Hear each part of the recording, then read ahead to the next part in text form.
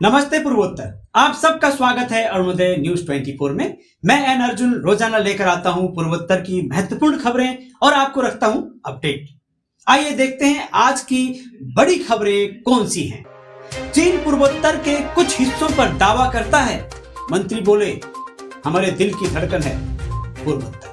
केंद्रीय मंत्री जी किशन रेड्डी ने नई दिल्ली में कहा कि हालांकि चीन पूर्वोत्तर के कुछ हिस्सों पर अपना दावा करता है, लेकिन यह क्षेत्र भारत की दिल की धड़कन है और सरकार इसके विकास के लिए प्रतिबद्ध है।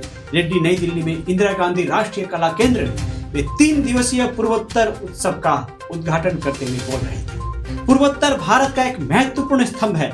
चीन का दावा है कि उत्तर पूर्व के कुछ हिस्से उनके हैं, लेकिन उन्हें कुछ भी कहने दें, पूर्वोत्तर हमारे दिल की धड़कन है। केंद्र सरकार की ओर से मैं आप सभी को आश्वस्त करना चाहता हूं कि पूर्वोत्तर के विकास के लिए प्रतिबद्धता के साथ काम करेंगे। जबकि चीनी विदेश मंत्री वांग यी, विदेश मंत्री एस जयकिशन और राष्ट्रीय सुरक्षा सलाहकार अजीत डोभाल से मिलने के लिए दिल्ली में थे। मेघालय महामारी के दौरान जान गंवाने वाले लोगों के लिए पैकेज पर विचार करें कोर्ट। मेघालय उच्च न्यायालय ने राज्य सरकार को उन मामलों में एक पैकेज पर विचार करने का सुझाव दिया जिनकी महामारी के दौरान चिकित्सा सुविधाओं की कमी के कारण जान चली गई। मुख्य न्यायाधीश संजीव बनर्जी की अध्यक्षता वाली खंडपीठ ने महामारी के दौरान मेघालय में 877 नवजात शिशुओं और 61 माताओं की मौत पर एक जनहित याचिका पर सुनवाई करते हुए यह टिप्पणी की। अदालत ने कहा, राज्य के लिए उन मामलों के लिए किसी प्रकार के पैकेज पर विचार करना भी अच्छा हो सकता है जहां प्रासंगिक समय पर चिकित्सा सुविधाओं की कमी के कारण जान चली गई। अरुणाचल प्रदेश हिली धरती, भूकंप की तीव्रता 5.1 मापी गई। अरुणाचल प्रदेश में शुक्रवार की रात धरती हिली। रिएक्टर पैमाने पर भूकंप की तीव्रता 5.1 मापी गई। नेशनल सेंटर फॉर सिस्मोलॉजी के अनुसार भूकंप ने पांगिंग क्षेत्र के उत्तर में 174 किलोमीटर की दूरी पर झटके महसूस किए गए। जान माल के नुकसान की कोई खबर नहीं है। पूर्वोत्तर अरुणाचल, असम, मेघालय और पूर्वोत्तर में आंधी के साथ भारी बारिश की चेतावनी।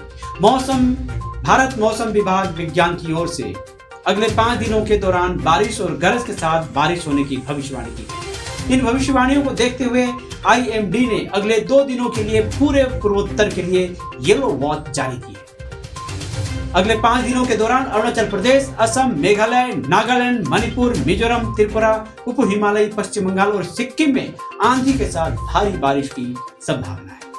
क्रिप्टो पर जल्द कानून लाए सरकार, गौरव गोगोई।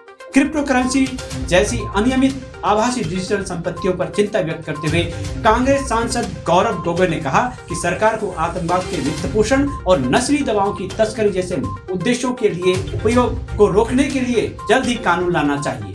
लोकसभा में वित्त विधेयक पर बहस की शुरुआत करते हुए उन्होंने कहा कि सरकार अभी भी आभासी डिजिटल संपत्तियों पर मिश्रित संकेत भेज रही है, जबकि क्रिप्टो की परिभाषा पर स्पष्टता होनी चाहिए।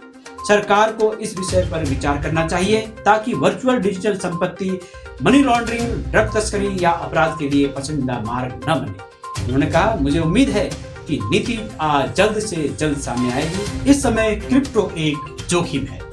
द कश्मीर फाइल्स बयान पर बुरे फंसे केजरीवाल, असम के सीएम बोले राजनीतिक अवसरवादी। द कश्मीर फाइल्स को दिल्ली में टैक्स फ्री करने के बजाय यूट्यूब पर अपलोड करने वाले बयान पर सीएम अरविंद केजरीवाल बुरी तरह फंस गए हैं। अब केजरीवाल को असम के मुख्यमंत्री हिमंत बिस्वा शर्मा ने राजनीतिक अवसरवादी बताया है। बिस्वा ने कहा कि एक राजनीतिक अवसरवादी का इस तरह का व्यवहार आश्चर्यजनक नहीं है। बिस्वा ने ट्वीट कर कहा, मैं फिल्म 83 को टैक्स फ्री बनाने का स्वागत करता हूं, लेकिन आश्चर्य है कि आपने फिल्म निर्माता को इसे यूट्यूब पर डालने के लिए क्यों नहीं कहा। शायद वह उन लोगों के खिलाफ टिप्पणी करते हैं जो हिंदुओं की पीड़ा को दर्शाते हैं। ऐसा व्यवहार एक राजनीतिक अवसरवादी के लिए आश्चर्यजनक नहीं है। केंद्रीय आयुर्वेद संस्थान गुवाहाटी में अनुसंधान पद्धति पर कार्यशाला।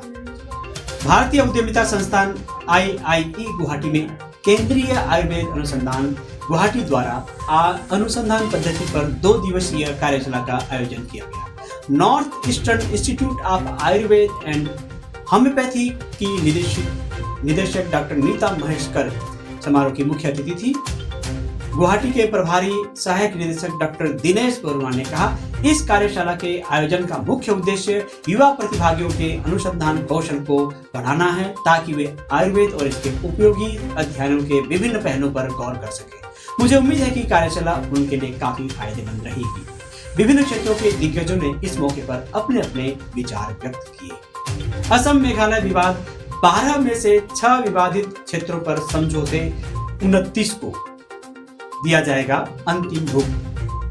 गृह मंत्रालय ने मतभेद वाले 12 क्षेत्रों में से 6 में विवाद को निपटाने के लिए जनवरी में असम और मेघालय के बीच हस्ताक्षरित सीमा समझौते को अंतिम रूप देने के लिए 29 मार्च की तारीख तय की है। मेघालय के मुख्यमंत्री कोरनाड के सांगमा और असम के मुख्यमंत्री हिमंत बिस्वा शर्मा दो पूर्वोत्तर पड़ोसियों के वरिष्ठ अधिकारियों की बैठक के लिए दिल्ली में रहने के लिए कहा गया था।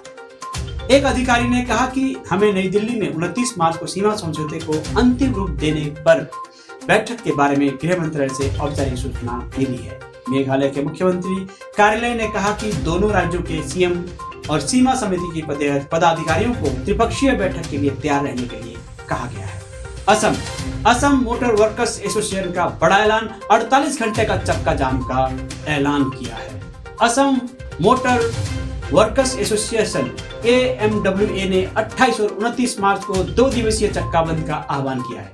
एसोसिएशन ने कहा, बसों और टैक्सियों सहित सभी प्रकार के सार्वजनिक परिवहन सड़कों से नदारद रहेंगे। व्यावसायिक मोटर वाहन श्रमिकों और मालिकों पर राज्य सरकार के कथित अत्याचारों के विरोध में एसोसिएशन की ओर से 48 घंटे के बंद का आह्वान किया। एसोसिएशन ने एक बयान में दावा किया कि कोविड लॉकडाउन के दौरान वाणिज्यिक वाहनों को भारी नुकसान हुआ है। असम सरकार ने वाणिज्यिक वाहनों के चालकों और कंडक्टरों को कोई सहायता नहीं दी। AMWA ने कहा, वहीं सरकार अब हमें कुछ राहत देने के बजाय वाहनों पर जुर्माना और करों का बोझ डाल रही है। तो ये थी पूर्वोत्तर की बड़ी खबरें। पूर्वोत्तर की खबरों को अपने से जोड़े रखने के लिए देखते रहिए अरुणोदय न्यूज़ 24। नमस्कार।